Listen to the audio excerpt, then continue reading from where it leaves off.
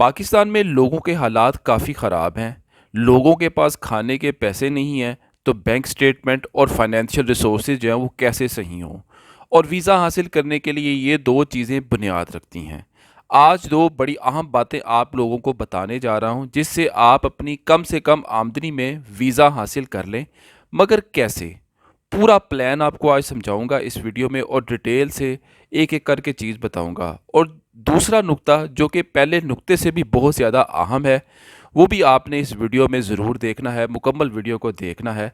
बल्कि अगर मैं ये कहूँ कि दूसरा नुक्ता पहले नुक्ते से भी ज़्यादा अहम है, और अगर आप दूसरे नुक्ते पर अमल कर लें तो पहला नुक्ता आपका जो है इतनी ज़्यादा अहमियत नहीं रखेगा, बल्कि वो ऑटोमेटिकली ही आपकी रिक्वायरमेंट को फुलफ़िल कर देगा, तो गलत नहीं होगा।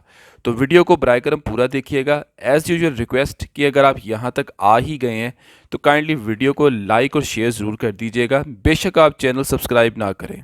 दूसरी रिक्वेस्ट, व्हाट्सएप पर सिर्फ वो लोग मुझसे रब्ता करें जो पेड कॉल सर्विस लेना चाहते हैं। आधे घंटे की कॉल होती है, बहुत ही नॉर्मल चार्जेस होते हैं, हम ज़्यादा चार्जेस नहीं लेते।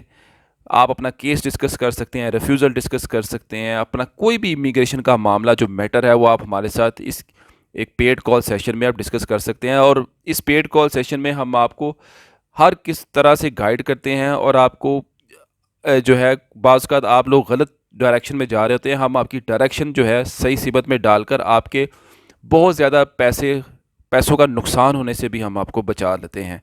और दूसरी बात यह है कि अगर कोई आपको सर्विस चाहिए, कोई डॉक्यूमेंट तैयार करवाना है, तो उसके लिए भी आप हमसे व्हाट्सएप पर रब्ता कर सकते हैं, लेकिन वो एक सेपरेट पेड सर्विस होगी। तो बगैर वक्त ज़ाया कीजिए वीडियो को स्टार्ट करते हैं। देखें, अगर आपकी इनकम जो है लो है और आपके अकाउंट में क्लोजिंग बैलेंस भी कम है, लेकिन आप एक काम करें, ऐसी सूरत में आपको अपने अकाउंट में बैंकिंग ट्रांजैक्शंस को रेगुलर रखना है, और अपने फाइनेंशियल अकाउंट को की एक्टिविटी को कंसिस्टेंट रखना है। यानी कि हर रोज़ाना की बुनियाद पर या हफ्ते में 3-4 मरतबा आपके बैंक में एक्टिविटीज़ ज़रूर होनी चाहिए। अच्छा, यहाँ पर मैं एक और बात बता दूँ, जो लोग जिनकी जो है बैंक स्टेटमेंट में ट्रांजैक्शंस वगैरह इतनी ज़्यादा नहीं होती या क्लोजिंग बैलेंस लो है, वो एक काम ज़रूर यहाँ पर करें कि अगर आपने एक 50 रुपये की भी ट्रांजैक्शन या पेमेंट करनी है, वो आप कोशिश करें बैंक के ज़रिए करें।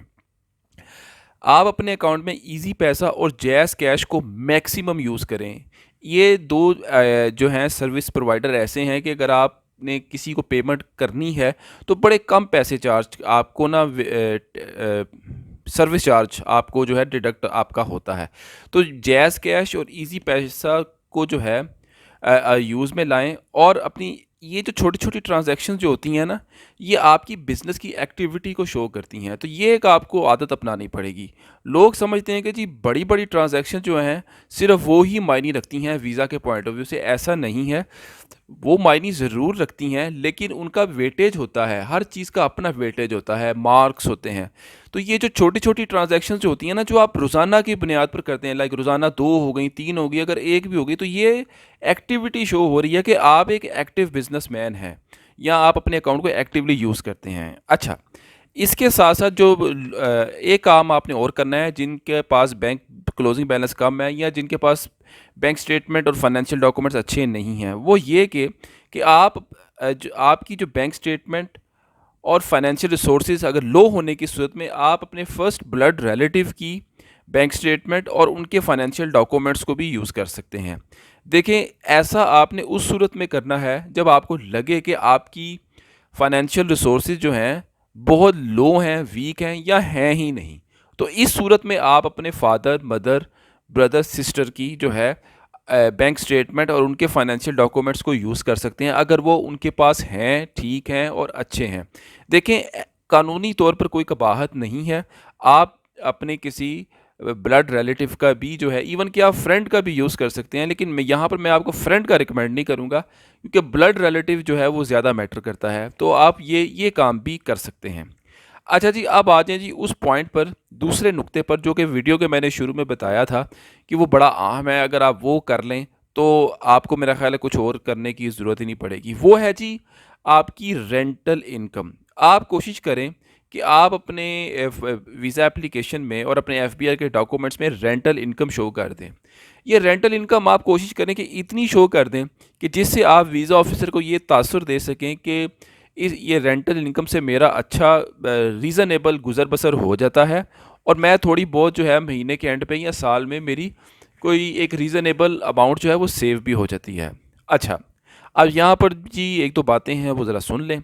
अब जिन लोगों को रेंट अच्छे आ रहे हैं और वो उनके उनकी रेंटल इनकम और उनकी प्रॉपर्टीज़ एफबीआर में डिक्लेयर हैं, तो उनके लिए तो बहुत ही आसानी है। अब जिनके पास प्रॉपर्टी है लेकिन किराए पर नहीं दी हुई, तो ऐसे लोगों को कुछ अरसे के लिए थोड़ा-सा खर्चा करना पड़ेगा। इन अदर वर्ड समझ लें कि अगर आपकी प्रॉपर्टी नहीं भी है, तो किसी तरीके से आप कानूनी तरीके से वो प्रॉपर्टी कुछ अपने नाम करवा लें, उनको कर लें, उनको एफबीआर में डिक्लेयर करें, एफबीआर में डिक्लेयर करें और रेंटल इनकम को भी डिक्लेयर करें, और कुछ अरसा जो है उस रेंटल इनकम को आप यूज़ करें, अपने अकाउंट में लेकर आएँ, एफबीआर में भी शो करें, और उस रेंटल इनकम की बेस पर आप कोई सालाना जो है जितना टैक्स बनता है वो दें। इस तरह करने के बाद फिर कुछ अरसा आप वेट करें, लाइक ज़्यादा नहीं, 5-6 महीने, फिर आप जो है अपना वीज़ा अप्लाई करें। तो ये एक बड़ी अच्छी सूरत है। इससे होगा ये कि अगर आप ये रेंटल इनकम वाला काम कर दें तो आप दूसरे झंझट से बच जाएंगे। आप अपनी रेंटल इनकम को मेन सोर्स ऑफ इनकम बताएंगे, और आपकी जॉब या बिजनेस इवन कि वो टैक्सेबल नहीं भी है, तो आप उसको सेकंड सप्लीमेंट्री के तौर पर शो कर देंगे जी, कि देखें जी, मैं रेंटल इनकम मेरी मेन है, इसके अलावा मैं थोड़ी बहुत मैं बिज़नेस करता हूँ, या ये जॉब है, मेरी 40-50 हज़ार तनख्वाह है, ये अंडर द टैक्स है, इस पे टैक्स नहीं बनता, या अगर थोड़ा बहुत बनता है तो वो आप दे भी दें, तो आप ये भी काम कर सकते हैं। तो ये एक बड़ा ज़बरदस्त तरीका है। बहुत सारे लोग जो हैं रेंटल इनकम की बेस पर जो है वीज़ा अप्लाई करते हैं, क्योंकि ये एक आपकी पैसिव मनी है, और आप इस पे आपको कोई झंझट नहीं करना पड़ता, ना कोई चैम्बर ऑफ कॉमर्स का रोला, ना ये ना वो, सिर्फ एफबीआर में शो करना है और अपने वीज़ा अप्लाई कर देना है। अच्छा, वीडियो के आखिर में मैं ये बता दूं, बड़ी अहम बात है कि ऐसे केसेस जिनकी बैंक स्टेटमेंट लो है या डॉक्यूमेंट्स लो हैं, तो उनको जो है अपने डॉक्यूमेंट्स को बड़े अच्छे तरीके से ऑर्गेनाइज़ करना है, एक सीक्वेंस के हिसाब से, हत्ता कि जो डॉक्यूमेंट्स आपके नॉन फाइनेंशियल भी हैं वो भी अप टू डेटेड होने चाहिए। एफआरसी मैंने कई दफ़ा कहा कि 3 महीने से ज़्यादा पुराना नहीं होना चाहिए।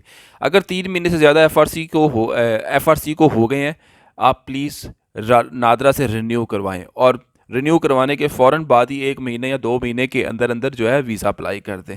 और इसके अलावा बात जो है, जो वीज़ा कवर लेटर जो है वो आपने बड़ा अच्छा तैयार करना है या करवाना है एक प्रोफेशनल स्टाइल से। ये वीज़ा कवर लेटर जो है ना, ये आपकी मोर देन 50% चीज़ों को जो है ना हल कर देता है। ख़ास तौर पे जिनकी लो इनकम है या लो प्रोफाइल है, उनको वीज़ा कवर लेटर पर जो है बड़ी तवज्जो देनी है, क्योंकि वीज़ा कवर लेटर में कुछ ऐसे कीवर्ड्स होते हैं जो आपने लिखने होते हैं, जिससे वो जो होता है ना वीज़ा ऑफिसर, वो अट्रैक्ट होता है, फिर वो आपके डॉक्यूमेंट्स को देखता है, तो फिर वो जाके एक रीज़नेबल फ़ैसला करता है कि जी मुझे इसको वीज़ा देना चाहिए कि नहीं देना चाहिए। अब वीज़ा कवर लेटर में ये सारी कहानी लिखी हो, ये है वो है, मैं इधर गया मैं उधर गया, वो 2 सफ़ों का हो जाएगा, 3 सफ़ों का हो जाएगा, वो वर्थ नहीं करेगा।